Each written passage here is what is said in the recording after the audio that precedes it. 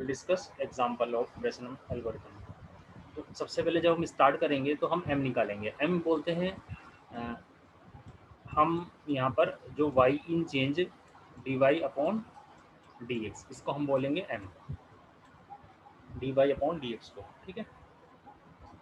तो dy upon dx, तो dy कैसे निकालेंगे, जो y2 माइनस y1 है और dx x2 माइनस x1 है, तो उससे आपको y पता चल जाएगा। तो जैसे m की, जैसे ये एग्जांपल मैंने लिया है, इस एग्जांपल में x में चेंज ज़्यादा हो रहा है, y में चेंज कम हो रहा है, आप देख पाए होंगे। तो इससे क्या पता चल रहा है, इससे पता चल रहा है कि m की वैल्यू लेस देन 1 है। तो आपको पता चल जाएगा कि m की वैल्यू लेस देन है, ग्रेटर देन है, नंबर 1। क्यों? रीज़न क्या है?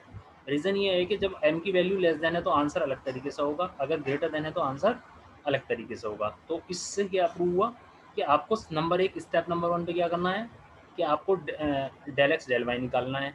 नंबर 2 पे या स्टेप 1 में भी रख सकते हैं, फिर हमें m निकालना है, फिर हमें m को चेक करना है कि वो कौन सी कैटेगरी में है। तो फिर अगर इस कैटेगरी में है तो आंसर इस तरह से स्टार्ट होगा, अगर इस कैटेगरी में है तो आंसर अलग तरीके से स्टार्ट होगा। तो अब देखिए, आपने निकाल लिया, स्टेप 1 का फॉलो करके m निकाल लिया, ठीक है। तो हमें पता चल गया फॉर एग्जांपल कि m जो है लेस देन इक्वल टू 1 है, और ये पॉइंट्स मैंने लिखा भी रखे हैं, लेकिन एक बार एक्सप्लेन थोड़ा सा और करना पड़ेगा। तो जैसे ही m लेस देन 1 है तो हम एक एक हमारे पास डिसीजन होता है, डिसीजन पैरामीटर। तो मैंने आपको बताया था कि इसको आपको याद कर लेना है, उसको पीके बोलते हैं। तो इसके लिए जो डिसीजन पैरामीटर होगा वो होगा 2 dy माइनस डी, ठीक है। ये स्टेप्स में हमने लिखा भी रखा आपको अलग से। अगर ये वाला मेरे पास m की वैल्यू जो है 1 से ग्रेटर है तो मेरा डिसीजन पैरामीटर जो है ये होगा 2d dx माइनस dy, ये डिसीजन पैरामीटर होगा। ओके, तो ये तो फर्स्ट सेकंड स्टेप हो गया, यानी आपने क्या करना है, डिसीजन पैरामीटर निकाल लेना है। अब बात ये है कि डिसीजन पैरामीटर जब मैं निकालूंगा, अगर मेरे पास स्टेप का क्वेश्चन है इसमें m की value less than equal to 1 है, तो डिसीजन पैरामीटर दो तरीके होंगे। नंबर 1, या तो डिसीजन पैरामीटर सपोज करो वो 0 से कम आ जाए, या जो डिसीजन पैरामीटर है, डिसीजन पैरामीटर की वैल्यू 0 से ग्रेटर देन इक्वल टू आ जाए। तो मैंने आपको बताया था, याद भी होगा कुछ को, कि जब ये 0 से ग्रेटर देन इक्वल टू है तो इसका मतलब ये है कि x में भी चेंज आपको करना है, यानी x के प्लस 1 में चेंज होगा, x के प्लस 1, और y में भी चेंज होगा, यानी y के plus 1 is equal to y के प्लस 1, ठीक है। अगर ये ग्रेटर देन इक्वल टू 0 आ जाता है, ठीक है ना, यानी स्टेप 2 को फॉलो करने के बाद पता चलेगा। उसके बाद जो हमें अगला डिसीजन पैरामीटर है, उसको निकालने का एक तरीका होगा, उस यानी वो कब निकलेगा, जब ये वाला स्टेप फॉलो होगा। तो वो होगा जो आपका ऑल डिसीजन पैरामीटर है प्लस, यानी ये वाली वैल्यू इस तरह से 2 dy माइनस 2 dx। और अगर ये वाला है तो इसमें, क्योंकि मैंने आपको बताया दोनों केस में x में ज़्यादा इंक्रीमेंट होना है, देखिए x ज़्यादा बढ़ रहा है तो x तो इसमें भी बढ़ेगा, क्योंकि है तो ये यही केस। तो इस वाले केस में क्या करेंगे, x तो ज़रूर बढ़ेगा, यानी x प्लस के प्लस 1 जो होगा वो होगा x के प्लस 1 होगा। लेकिन इन दोनों में कोई डिफरेंस है, डिफरेंस क्या है कि इसमें x और y दोनों इंक्रीमेंट हो रहा है, तो इसमें y इंक्रीमेंट नहीं होगा। तो y की जो वैल्यू है वो इंक्रीमेंट नहीं होगी। और जो p के प्लस 1 की वैल्यू है, p के प्लस 1, इसकी वैल्यू p के, यानी जो जैसे यहाँ पर है p के प्लस 2 dy रहेगी। तो इसमें एक कुछ पॉइंट थोड़े से याद करने पड़ते हैं, लेकिन ऐसा भी नहीं है कि बहुत ज़्यादा कुछ याद करना पड़ेगा, सिर्फ 2-3 लाइन याद करनी पड़ती है, बाकी क्वेश्चन सोल्व होता चला जाता है। तो ये कब है? नंबर 1, जब आपने m निकाल लिया और m आपको पता चल गया वो लेस देन इक्वल टू 1 है, तो आप निकालेंगे डिसीजन पैरामीटर। तो ये तो फर्स्ट स्टेप में आ जाएगा आपका, क्या भाई आपने m चेक कर लिया। दूसरे में हो जाएगा, फर्स्ट में हमने रखा ये वाला स्टेप dy अपॉन dx, ये सेकंड स्टेप भी कह सकते हैं। स्टेप्स कभी चेंज भी हो सकते हैं, किसी बुक में 4 स्टेप होते हैं, किसी में 5 होते हैं, तो इससे कोई फर्क नहीं पड़ता। तो मान लिए फर्स्ट में हमने डेल एक्स और डी एक्स डी वाई और एम निकाल लिया, सेकेंड स्टेप में हमें ये निकालना पड़ेगा। क्यों? क्योंकि इसी से डिपेंड करेगा आगे का। अब या तो आप इस पे जाएंगे या इस पे, तो इस पे फॉलो करेंगे या इसको फॉलो करेंगे, लेकिन रहेंगे इसी के अंडर में। आप एक क्वेश्चन के अंदर यही फॉलो होगा पूरा, इधर नहीं आ सकते अब आप। हालांकि एक क्वेश्चन के अंदर ये वाला पार्ट और ये दोनों पार्ट भी एक साथ पैरेलल में चल सकते हैं, आप अभी आपको एग्जांपल से बताएंगे, लेकिन आप इधर नहीं जा सकते हैं। क्यों? क्योंकि जो क्वेश्चन दे रखा है उस क्वेश्चन में एम तो एक ही टाइप से होगा ना, एम में तो कुछ चेंज नहीं होगा, या तो वो 1 से ग्रेटर होगा या लेस होगा, ऐसा तो नहीं है कि दोनों होगा। लेकिन यहाँ पर ये दोनों हो सकता है कि भाई कोई पॉइंट जो है डिसीजन का वो 0 से कम आ रहा है, कभी 0 से ज़्यादा आ रहा है, एक ही क्वेश्चन के अंदर ये पॉसिबल होता है, अभी आपको पता चल जाएगा। तो ये हमने डिसीजन पैरामीटर निकाल लिया है, ठीक है। उसके बाद जब हम ये डिसीजन पैरामीटर निकालेंगे तो उसके बेसिस पे इफ़ हम यहाँ लिखेंगे, इफ़ यानी स्टेप नंबर 3 समझ लीजिए इसे, 3 स्टेप में ये चलेगा और ये भी तीसरे में चलेगा, यानी अगर कंडीशन इसके अकॉर्डिंग होगी तो ये होगा, अदरवाइज ये होगा, लेकिन स्टेप 3 सेम स्टेप होगा, ठीक है। उसके बाद हम क्या करेंगे, जैसे हम पीके निकालेंगे और ये वैल्यू निकालेंगे तो वैसे ही जो हमारा पीके है वो पुराना हो जाएगा, यानी हमें पीके प्लस 1 की जरूरत पड़ेगी। जो हम पीके प्लस 1 निकालेंगे हम उसको नेक्स्ट के लिए पीके मानेंगे, ठीक है, नेक्स्ट के लिए पीके मानेंगे, ठीक है। अब ये था इधर की साइड का स्टेप। सपोज करिए कि m greater than equal to 1 हो गया, तो इसमें क्या होगा, इसमें इसमें जो है इसमें भी यही चेक करेंगे कि पीके की क्या पोजीशन है। तो पीके की पोजीशन मैं इसे दूसरे कलर से कर देता हूँ।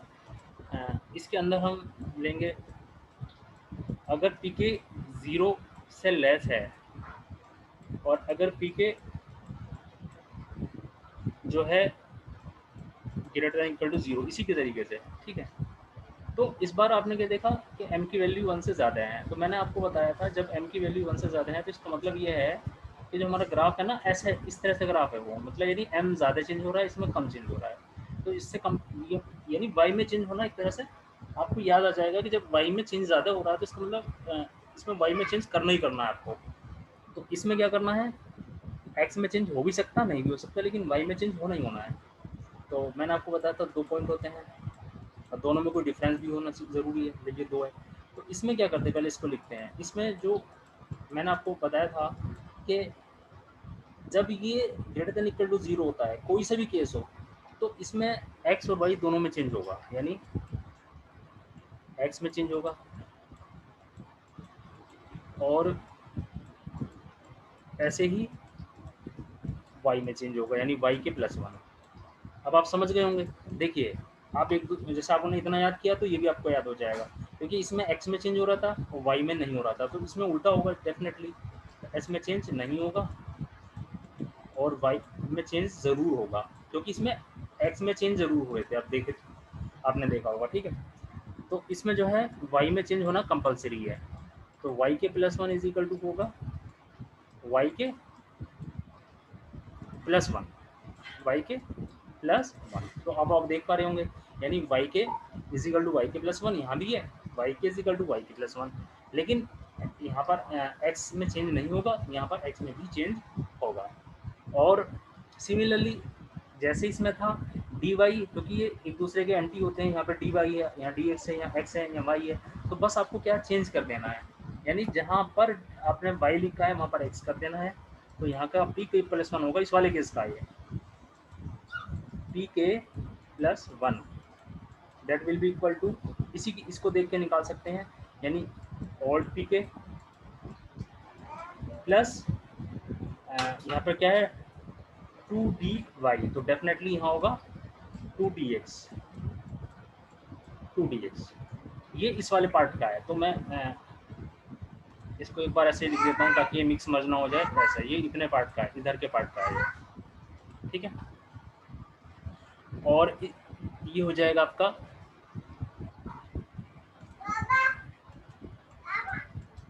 पी के प्लस 1 इज इक्वल टू, इसको देख के बिल्कुल निकाल सकते हैं, यानी पी के,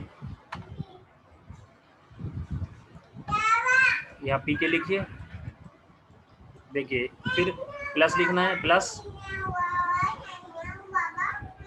ये रहा प्लस, फिर है 2dy है तो 2dx, क्योंकि मैंने बताया यहाँ पर इंक्रीमेंट x y में ज़्यादा है तो x में कम है, तो यहाँ रेस्पेक्ट उल्टा हो गया, जाने जहाँ पर dy आएगा वहाँ dx आएगा।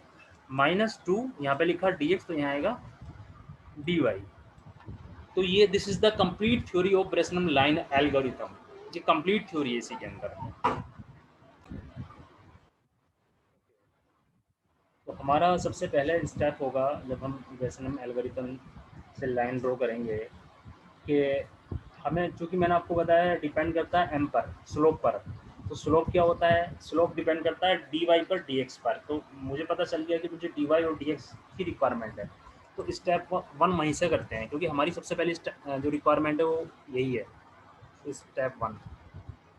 तो इसके अंदर आएगा finding D X and D Y. Okay, तो D X on D Y, D X is equal to होता है x2 minus x1, that will be equal to 14 minus 9, that will be equal to 5. Similarly we will find dy, that will be equal to y2 minus y1, and y2 is given 22 minus 18, that is equal to 4. तो this is the step number 1। अब step 2 में अब M निकाल लेते हैं, चाहे इसी में निकाल सकते हैं, तो इससे कोई फ़र्क नहीं पड़ता, किसी बुक में 2 स्टेप मर्ज भी होते हैं, क्योंकि एम इसी से रिलेटेड है ना, तो इसी में भी निकाल सकते हैं। तो m is equal to D Y upon D X, that will be equal to D X, that will be equal to 4/5। 4/5 is equal to कितना हो रहा है, 5 8 जब 0.8, यानी that is less than equal to 1। तो स्लोप लेस देन 1 है, तो इसका मतलब ये होता है कि इंक्रीमेंट y में ज़्यादा होगा या x में ज़्यादा होगा इंक्रीमेंट, बताइए। सर x में, x में इंक्रीमेंट ज़्यादा होगा। सर x में होगा सर। ओके, तो ये स्टेप नंबर 1 हमारा कंप्लीट हो चुका है। Okay, step number 2। Step number 2 क्या होगा, स्टेप नंबर 2 अब हमें देखिए क्या रिक्वायरमेंट है। हमें m की वैल्यू पता चल गई है, तो मैंने उस डायग्राम का यूज़ कर सकते हैं हम चेक करने के लिए ये। तो जैसे m की वैल्यू पता चल गई है, ये मैंने स्टेप 1 में रख दिया था ये भी। स्टेप 2 में हम पी के निकालेंगे। पी के निकालना तो एक फार्मूला है, उससे पी के निकालेंगे, क्योंकि m की वैल्यू जो है लेस देन है, तो पी के ये वाला होगा ना कि ये वाला। ये कब होता है, जब m की वैल्यू ये होती है। तो पी के फाइंड करेंगे, that will be equal to 2dy minus dx, ठीक है। Steps 2 now finding decision parameter. Decision parameter होगा that is known as P K. तो पी के मैं शॉर्ट ऐसे लिख देता हूँ, पी के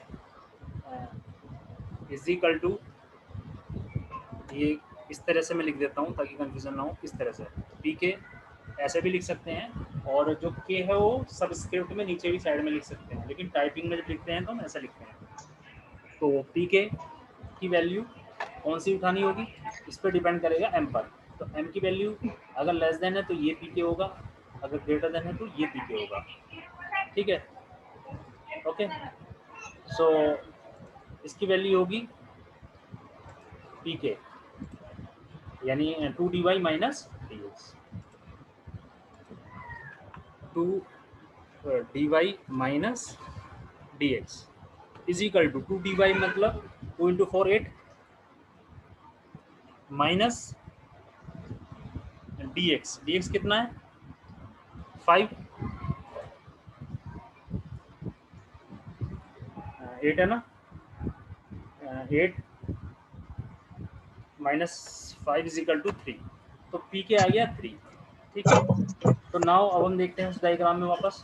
जैसे हमने पी के फाइंड कर लिया, अब हम देखेंगे कि हमें इधर ये वाला स्टेप 3 ये लेना है या ये लेना है। तो पी के जो है हमारा 0 से बड़ा आया, पॉजिटिव का मतलब होता है 0 से बड़ा, आपको सभी को पता होगा। पॉजिटिव आया है तो पॉजिटिव का मतलब है ये वाला, यानी हम ये वाले स्टेप फॉलो करेंगे अब। ठीक है, ये स्टेप क्या होते हैं मैंने आपको बताया था, जब भी पी के 0 से बड़ा आएगा तो आपको ये सब में इंक्रीमेंट होगा, यानी इसमें भी इंक्रीमेंट होना है, इसमें भी इंक्रीमेंट होना है, और इसका फार्मूला ये होना है। ठीक है ना, पी के प्लस 2dy माइनस 2dx। ठीक है, अब तो चलिए स्टेप नंबर 3 में लिखते हैं।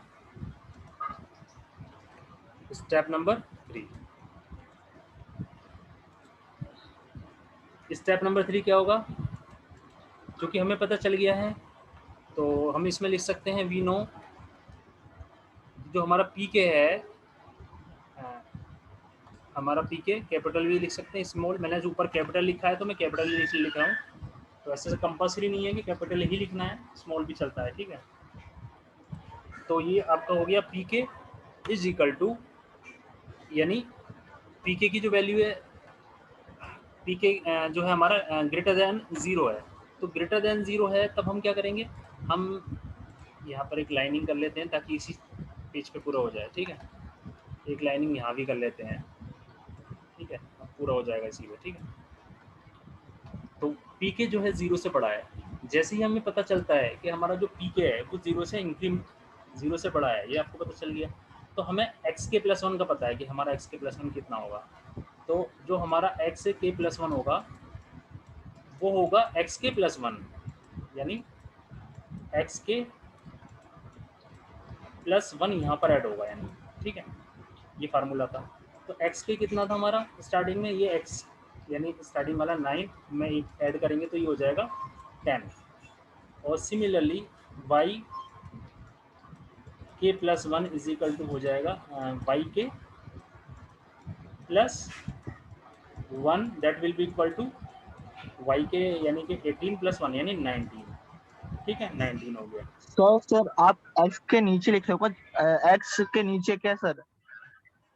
हाँ, मतलब ये देखिए, अगर ये वैल्यू है तो x भी बड़ा इंक्रीमेंट होगा, y भी इंक्रीमेंट होगा, pk का ये फार्मूला होगा, pk प्लस 1 का ये लिख रहे हैं। ठीक है, तो ये हो गया। तो हमने क्या किया है, अगर ये 0 से इंक्रीमेंट है तो ये फार्मूला आ गया, ये इसका फार्मूला हो गया, कितना है 19 है, 18 है ना, 18 प्लस 1 19 होता है, 19। ठीक है, कहाँ चलेगा 19, ये रहा। ओके, उसके बाद हमें निकालना होगा, हाँ एक यहाँ टेबल बनानी होगी, एक होगी पीके की, एक फील्ड होगा इसमें पीके प्लस 1,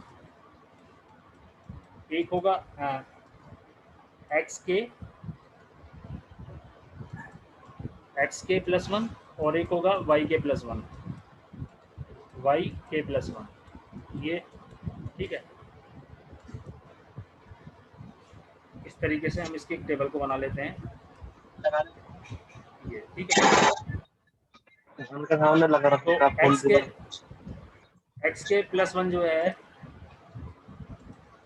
एक्स के प्लस 1 स्टार्टिंग में एक्स के प्लस 1 हमारा एक्स के था यानी 918 था, तो वो मैं इसे अलग से लिख देता हूँ यहाँ पर 9, सॉरी ये 9 है, हाँ 918, ये 18 है।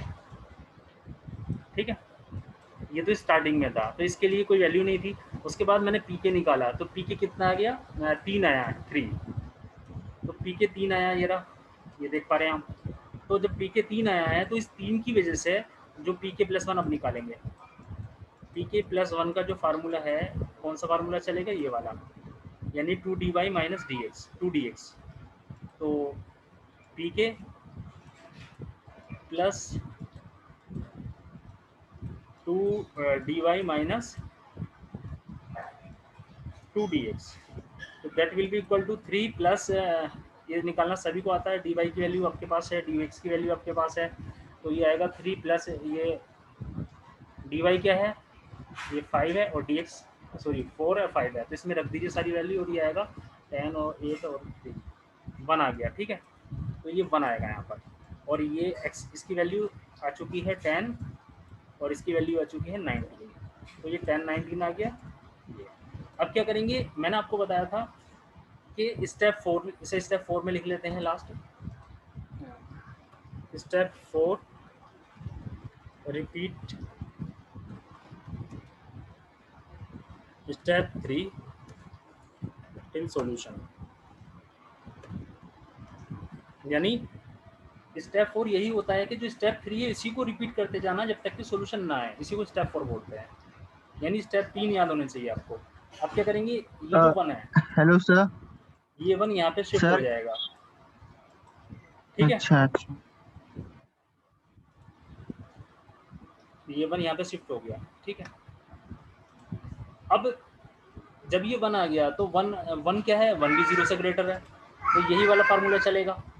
तो यही वाला फार्मूला का मतलब x में इंक्रीमेंट, y में इंक्रीमेंट और pk में इंक्रीमेंट इस वाले फार्मूले से होगा, ठीक है। तो इंक्रीमेंट जो होगा वो इस फार्मूले से होगा, क्यों, क्योंकि 1 है। तो स्टेप 4 निकालेंगे तो इंक्रीमेंट होगा, या अगर आपको थोड़ी ज़्यादा प्रैक्टिस हो जाएगी तो फिर आप देख सकते हैं पॉजिटिव है तो यहाँ पर इंक्रीमेंट कर दो, यानी 11 और यहाँ 20 हो गया। लेकिन आप करेंगे तो अच्छा रहेगा, क्योंकि कम से कम बेटर 10 मार्क्स का भी ये क्वेश्चन कभी आ सकता है, तो उससे ये होगा कि ये, और आप रफ की जगह फेयर में कर लीजिए उसे, तो ये 11 20, ठीक है, 5 मार्क्स में भी आ सकता है, ठीक है। तो 11 20 हो गया, ठीक है। अब क्या करेंगे, पी के प्लस 1, तो ये मैंने जैसे यहाँ निकालने हैं ऐसे यहाँ निकालने हैं, ठीक है। तो टाइम के हिसाब से मैं थोड़ा कुछ चीज़ें शॉर्ट भी कर रहा हूँ, जहाँ प्रॉब्लम हो पूछ लेना। तो पी के प्लस 1 भी सर निकाल सर दीजिए। अच्छा। हाँ बोलिए, क्या सर एक कुछ। सर डाउट है सर, ये PK+1 जो आपने चार्ट बनाया सर, PK+1 में 1 कैसा है सर? पी के प्लस 1 में 1 कैसा है?